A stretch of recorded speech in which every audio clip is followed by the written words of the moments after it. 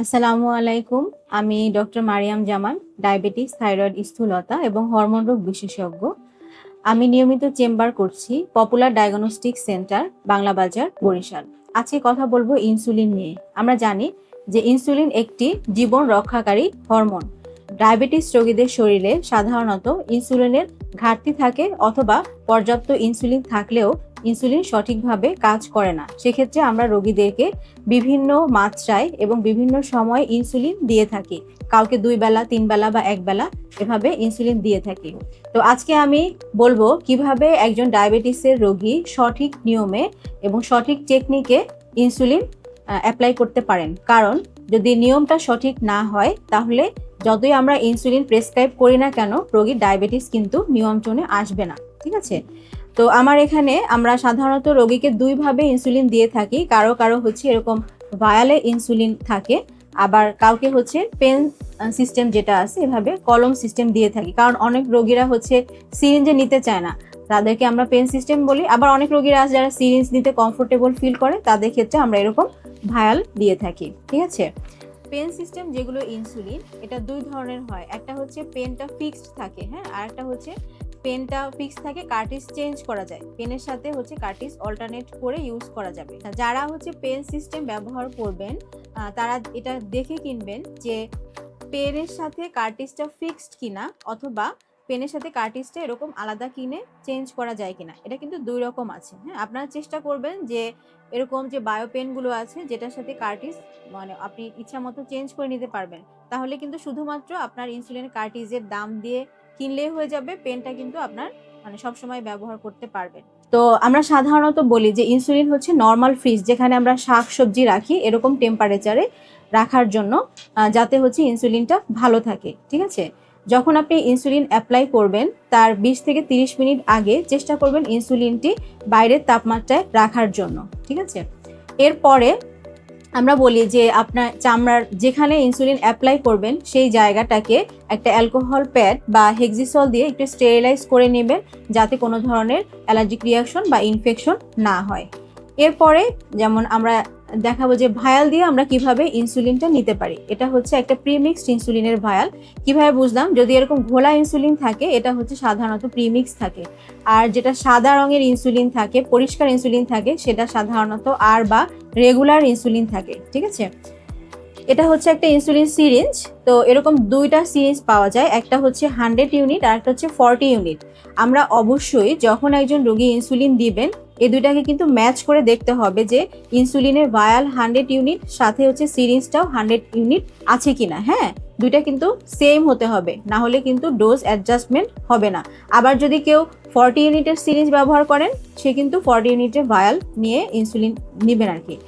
আচ্ছা, এখানে 100 ইউনিট এবং প্রত্যেকটা এখানে মার্কিং করা আছে 10, 20 এভাবে। হ্যাঁ, প্রতিটা দাগ মানে হচ্ছে কিন্তু 2 ইউনিট। তার মানে 10 যেখানে সেখানে 5টা দাগ দেওয়া, এক একটা দাগে হচ্ছে 2 ইউনিট করে ইনসুলিন। ঠিক আছে?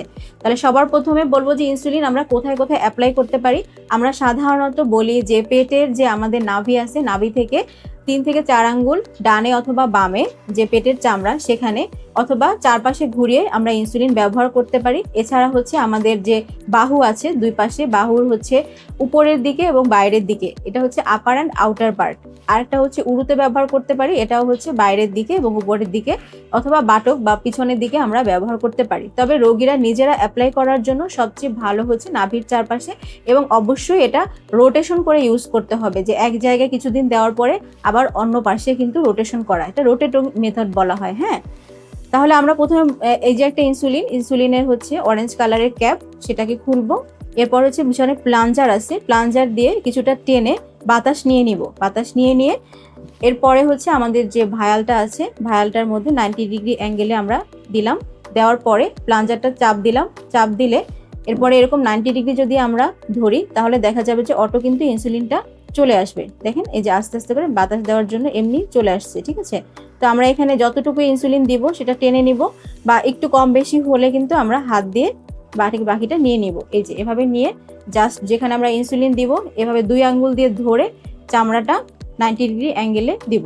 ঠিক আছে? 90 ডিগ্রি। যারা হচ্ছে লিন অ্যান্ড থিন তাদের ক্ষেত্রে অনেক সময় আমরা 45 ডিগ্রি অ্যাঙ্গেলে দিতে পারি। জাস্ট এটাই। এবং ইনসুলিন দেওয়ার পরে আমরা মনে মনে 1 থেকে 10 মানে 10 সেকেন্ড ওয়েট করব, দেওয়ার সাথে সাথেই টেনে বের করব না, হ্যাঁ 10 সেকেন্ড এভাবে দিয়ে 1 থেকে 10 গুণে জাস্ট তুলে ফেলবো, ঠিক আছে। এটা হচ্ছে আমাদের ভায়াল সিস্টেম। একই সাথে আমরা ওজন কমানোর জন্য যে ইনজেকশনগুলো ব্যবহার করি, যেমন সেমাগ্লোটাইড বা টিরজেপেটাইড, হ্যাঁ ওটা কিন্তু এরকম একটা প্রিফিল সিরিঞ্জে থাকে।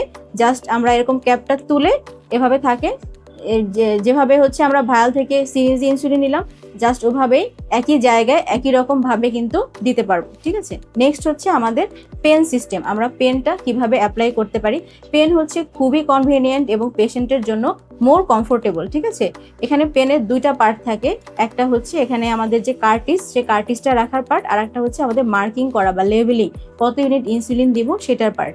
তো এটা হচ্ছে একটা বায়ো পেন আমরা ইউজ করছি। এটা খুবই আধুনিক এবং রোগীর জন্য কিন্তু খুব সহজ ব্যবহার করা।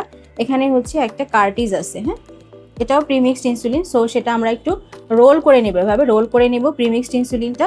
কীভাবে অ্যাপ্লাই করব আমরা, এই যে এটা কিন্তু খোলা যায়, ঠিক আছে। এভাবে খুলে জাস্ট দেখেন এই যে 2টা পার্ট আছে, একটা পার্ট এখানে কিন্তু এই যে রাবার টিউবের মতো আছে, যেটা রাবার টিউবের পার্ট সেটা হচ্ছে আমরা এই যে নিচের দিকে দিব, যেখানে আমার ইনসুলিনের দাগটা কম, ঠিক আছে। এখানে বেশি থেকে কিন্তু কমের দিকে, যেদিকে ইনসুলিনের ইউনিট কম দেওয়া সেখানে হচ্ছে রাবার পার্টটা দিব, আর বাকি পার্টটা হচ্ছে আমরা এভাবে করে উপরের দিকে দিয়ে জাস্ট এই যে সুন্দর করে আমরা এটাকে অ্যাপ্লাই করলাম, দেখেছেন এই যে। এরপরে হচ্ছে আমরা একটা যেটাকে বলে নিডেল, নিডেলটাকে কিভাবে অ্যাপ্লাই করব, যেখানে আমাদের রাবার পার্ট আছে সেই রাবার পার্টে এখানে দিয়ে নিডেলটাকে হচ্ছে আমরা এভাবে মরিয়ে মরিয়ে যেখানে এসে বাধা পাবো সেখানে অফ হয়ে যাব, ঠিক আছে। নিডেলটা কিন্তু ঢুকে গেছে রাবার পার্টের মধ্যে। এরপরে হচ্ছে আউটার যে ক্যাপ, সেই আউটার ক্যাপটা আমরা রিমুভ করব এবং ভিতরের দিকে ইনার ক্যাপ আছে এটাকে রিমুভ করব, ঠিক আছে। এই যে আমাদের কিন্তু ইনসুলিনটা এখানে অ্যাডজাস্ট করা হয়ে গেছে। এরপর আমরা কিভাবে ডোজ অ্যাডজাস্ট করব, হ্যাঁ ডোজটা এখানে কিন্তু 0 মার্কিং দেওয়া আছে। আমরা ইনসুলিন অ্যাপ্লাই করার আগে একটু ঘুরিয়ে যতটুকু ইনসুলিন দিতে চাই আমরা এই যে সেইটুকু আমরা মুড়িয়ে আনলাম, এবং আমরা খেয়াল করব এই যে মাথায় কিন্তু আমার একটু করে ইনসুলিন দেখা যাবে, ঠিক আছে। যদি দেখা না যায় তাহলে বুঝতে হবে যে এটা আমার কিন্তু এখনো রেডি হয়নি। এই যে দেখেন 1 ফোঁটা ইনসুলিন কিন্তু এখানে দেখা যাচ্ছে, হ্যাঁ এভাবে করে নিয়ে আমরা জাস্ট এই যে এভাবে ধরবো, ধরে যখন পেশেন্টের বডিতে দিব তার হচ্ছে চামড়াটা আগের নিয়মে ধরে জাস্ট এভাবে করে ক্লিক করে দিব, ঠিক আছে, জাস্ট শেষ। ওকে, সো এটা হচ্ছে আমাদের পেন সিস্টেমে আমরা কিভাবে ইনসুলিন অ্যাপ্লাই করতে পারি তার নিয়ম। আশা করছি যে আপনারা সবাই এটা বুঝতে পেরেছেন। এরপরে আমরা হচ্ছে পেনটাকে আস্তে করে এভাবে করে ঢেকে রেখে দিব, অথবা আমরা আমাদের এই যে এভাবে করে বন্ধ করে রেখে দিতে পারবো, ঠিক আছে। থ্যাংক ইউ সবাইকে। আশা করছি যে আপনারা এখন সঠিক নিয়মে এবং খুব সহজেই বিভিন্ন ধরনের যে ইনসুলিনগুলো আমরা প্রেসক্রাইব করি সেটা অ্যাপ্লাই করতে পারবেন এবং আপনাদের ডায়াবেটিস নিয়ন্ত্রণে রাখতে পারবেন। সকলকে অসংখ্য ধন্যবাদ।